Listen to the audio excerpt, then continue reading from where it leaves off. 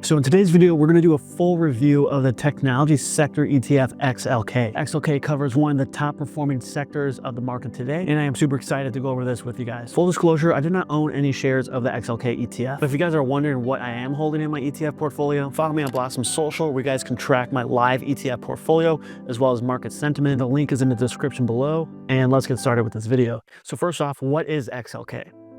And just a refresher, the ETF issuer is State Street, which an ETF issuer is the company that creates, manages, and markets the ETF itself. So the technology sector fund XLK seeks to provide exposure to companies from technology hardware, software, communications equipment, semiconductors, IT services, electronic equipment, and more. The SPDR sector series was the first of its kind, being launched in 1998. And since then, this ETF itself has grown to roughly $73 billion in assets under management. And according to ETF Central, this ETF is ranked the 23rd largest ETF on the US stock market today. Now let's jump into the stock selection process. XLK seeks to replicate as closely as possible to the performance of the Technology Select Sector Index. Since this ETF follows an index, it is considered a passively managed ETF, meaning there is not a group of portfolio managers trading the holdings within the ETF, which keeps the expense ratio as low as possible. Let's jump into the provider of the index, which is SP Global, and take a deeper dive into the selection process as to which holdings are allowed in this fund. So starting off, this index screens all their companies from the S&P 500. Now, since this ETF is specifically focused on technology companies, this index removes companies from all the other industries and sectors that are not considered technology companies by the GICS. GICS stands for the Global Industry Classification Standard, and this is a method for assigning companies to a specific economic sector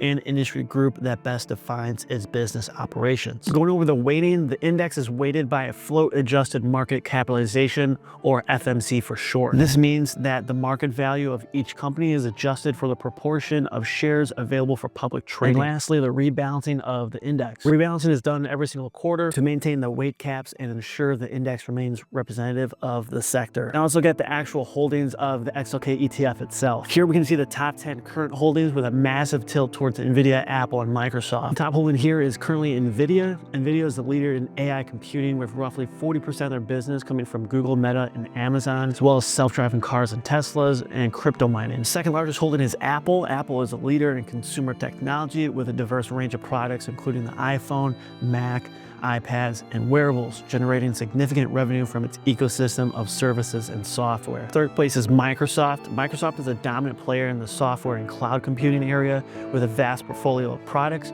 including Windows, Office, and Azure, serving a wide range of customers from consumers to enterprises. And then later in the holdings, we have Broadcom, Salesforce, Oracle, AMD, Cisco, Accenture, and Adobe, in which the top 10 holdings equal roughly 60% of the technology sector ETF. Now let's quickly look at the dividends and expenses of this ETF. This ETF has an expense ratio of 9 basis points, which is very solid and is below the average ETF of 41 basis points. And the index dividend yield at the time of recording is 0.73%, which isn't too bad for a growth technology ETF such as XLK. And dividends for XLK gets paid out every single quarter.